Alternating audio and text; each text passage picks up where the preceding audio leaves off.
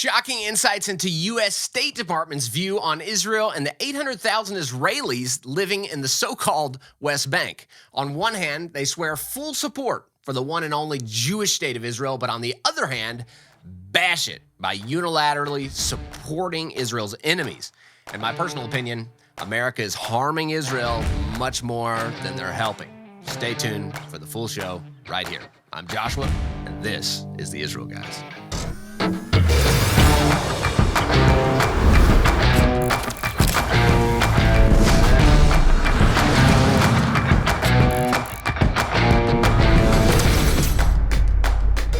Welcome to the Israel Guys, where we believe in a world of Jew hatred and anti-Israel propaganda. You should have a direct connection to the land and people of Israel. All right, we're diving in, guys. Unbelievable things on the world stage against the Jewish people once again that we are covering right now. I was able to go to the site of the horrific murder that took place last week.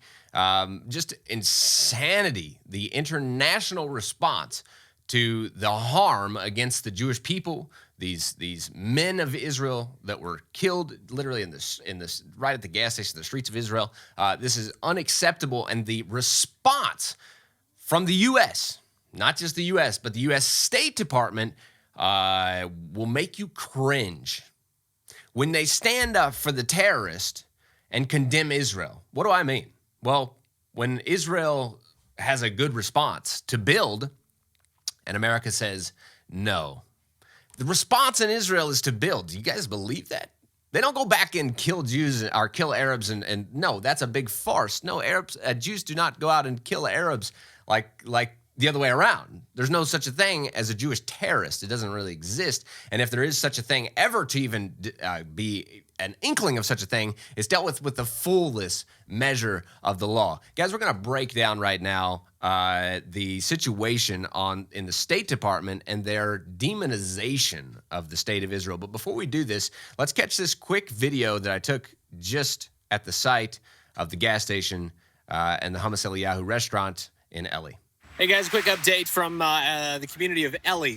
The horrific attack that took place here just last week that took the lives of 4 Jewish men. Just incredibly heinous crime committed here at the Hummus Eliyahu restaurant as well as the gas station. I just wanted to show you, this is the bullet hole from the terrorist attack. There's other bullet holes in this building. But I want to go further. What's happening now? There's been an incredible advancement. The Jewish response to terrorism is always that of building. It's not that of violence. The Jewish people are not violently attacking the Arabs. It's not the response, never has been the response of the Jewish communities to terrorism. The response is this, and I want to show you. I'm here on site. I want to show you the response. The response is building more restaurants. They have the one restaurant here. They've built 3 additional restaurants right here on the site of the attack. This is their response, building up the land of Israel, establishing and making Jewish presence here just a norm. Here's the unfortunate news. Just yesterday, these were not here. These were just built just now. And the high officials of the government have just ruled that they should take these out immediately. This response has not been accepted by the Jewish authorities, high-level authorities. They're saying these have to be removed. So the government of Israel, the right-wing, supposedly right-wing government of Israel is saying you must remove these units. This response is not a proper response to terrorism. Building up the land of Israel in this way is not a proper response. To me, this is shameful that this would be taken out. This should be the response. It's a healthy response of the Jewish people to build up the land of Israel. It's a great response. These are being taken out. They're supposed to be taken out by the end of today. So it's hard news. 1, the attack is horrific and hard to deal with. And 2, now the response. Building up the land, establishing more restaurants, places for Jewish people to come and live and thrive here in a normal way is now being taken out as well. So pray for the community of Eli. I just met with the mayor of the community of Eli just a few minutes ago, and he's informed me that these will be moved. The community of Eli has chosen to work with the government of Israel and move the units. So that's a report now from the community of Eli. Okay, so once again, we see Israelis coming and showing one of the best responses that I could ever even imagine. You will never see this kind of response on the world stage. Jewish people, after suffering such an immense blow by terrorists, Against their families, they respond with building. Wow, that's incredible. They build. They don't go and kill like we talked about. They go and they do something positive. They want to build up the land of Israel. And as we'll see in a minute, even the Prime Minister of Israel, Netanyahu, agrees that building is the proper response. But what happened? You just saw it in the video. The command went down to destroy. That healthy, good response of building was destroyed. Today, those are taken down. That is incredibly unfortunate. But let's dive in. The U.S. Sends condolences. The State Department's press briefing, June 21, 2023. Okay. They send condolences to those killed. Now, that is very vague, and there's a reason for it being vague, because they're sending condolences, one, to the Jewish families, yes, but they're also sending condolences to those terrorists as well and their families. They are not being clear that they do not condone terrorism. So, in effect, they are condoning terrorists to kill Jews. Let's play this clip from the State Department press briefing right here. Let's play it. First, as we noted yesterday, we strongly condemn yesterday's terrorist attack against Israelis near Eli in the West Bank that killed 4 individuals. We express our deepest condolences to the families of those killed. There is no justification for terrorism. We are also deeply concerned by the rising levels of violence in the West Bank in recent months. There are troubling reports of extremist settler violence against Palestinian civilians, including the death of a Palestinian child and other injuries. We likewise condemn these violent acts and also extend our condolences to the families of those affected. Accountability and justice should be pursued with equal rigor in all cases of extremist violence, and we welcome the IDF's condemnation of these acts and expect the Israeli government to ensure full accountability and legal prosecution for those responsible for these attacks, in addition to compensation for lost homes and property. With that, I'm happy to take some questions. Okay, so what's wrong with this? What is wrong with the State Department? They're talking about an ally. They're talking about Israel, and they're using things like extreme settler violence. Okay, of course, right before this clip, they did say, as we mentioned, they said, we don't condone this terrorism. We send condolences. They didn't make it real clear, but then they just bash settlers, extreme settler violence against Palestinians. What? No, this doesn't really exist. The extreme violence is called Palestinian terrorism against Jews. Let's get the facts. This is a complete farce that's being created, and this narrative is being created by the U.S. State Department and fused throughout. So they're getting it completely wrong, and they're leading the world astray when it comes to Jewish people in their ancestral homeland. A few things that we'll point out here. They said a child was killed. The child was killed. What they're talking about was actually in a response when the IDF was responding to a terror attack. So why is that not mentioned? So when there's a terror attack and there's a response, sometimes civilians will be killed, and that's very unfortunate. But that's the fact of war. Who's responsible? The terrorists that were embedded with children nearby. That's the issue. And no one from the State Department is making that obvious. That's very obvious to me. And it should be obvious to anyone that is not trying to demonize the nation of Israel. So once again, we have them again in this situation. Their condolences to the families. They're not making it clear again in this clip that you just saw. Condolences to terrorists. Why is the State Department sending condolences to terrorist families? This is just blatantly evil. Then they also say they welcome the IDF's condemnation of these attacks. And they're not saying the terror attacks. Don't be confused. They're talking about extreme settler violence.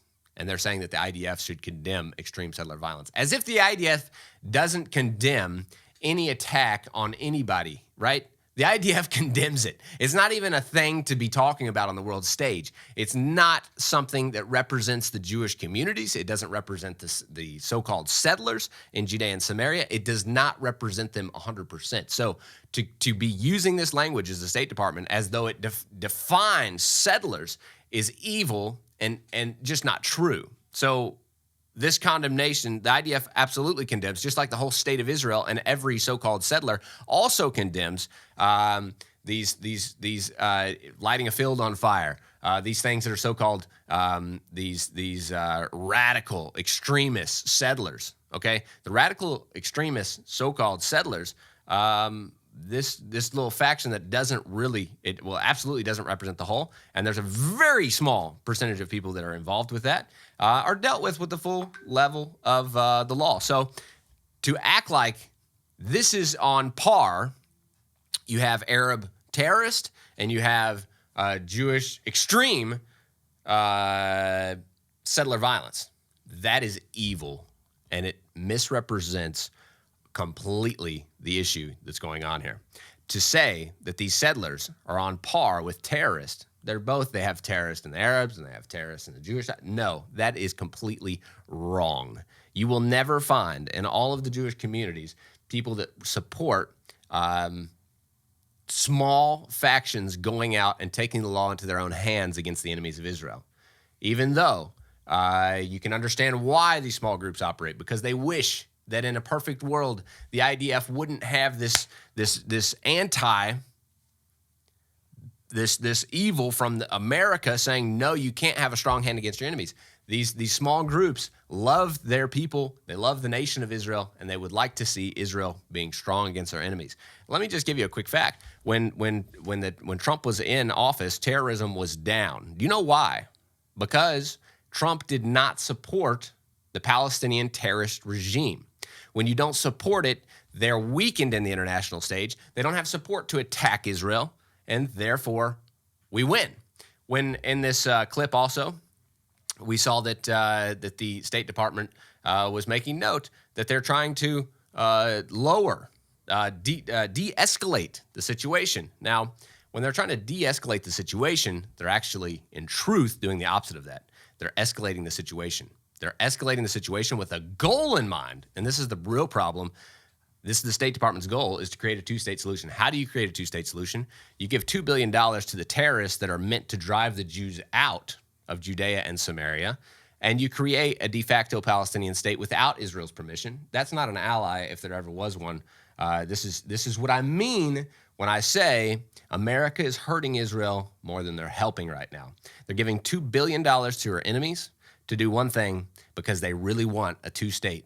And they're going to create it whether Israel wants it or not, and they're going to put $2 billion into the hands of terrorists to do one thing, and that is to kill Jews, drive Jews. 800,000 Jews do not have the backing of America right now. They're paying terrorists to drive 800,000 Jews out of their ancestral homeland. Get this correct. The State Department is embedded with an evil regime that is meant to take over and remove Jews from Judea and Samaria and create their ultimate wish of another Arab state. How many Arab states do we have in the world? My gracious, we're at 22 Arab states. I think it's 50-something majority Arab countries in the world. And yet the State Department is furious at the fact that there's one Jewish state. Why can we not just support the one and only Jewish state? There's no other majority Jewish countries in the world. No, there's one, and it's the state of Israel, and it needs to be supported, and evil terrorists should have no right to live inside of the ancestral boundaries of the people of Israel. Hey guys, we'll be right back, but first, are you ready to experience the power of prayer like never before? We're introducing the Israel Bible Book of Psalms, Pray Like David edition. Picture this, the first ever Book of Psalms in Hebrew and in English, with a complete verse-by-verse English transliteration. Over 30,000 Hebrew words made accessible for you to read and say.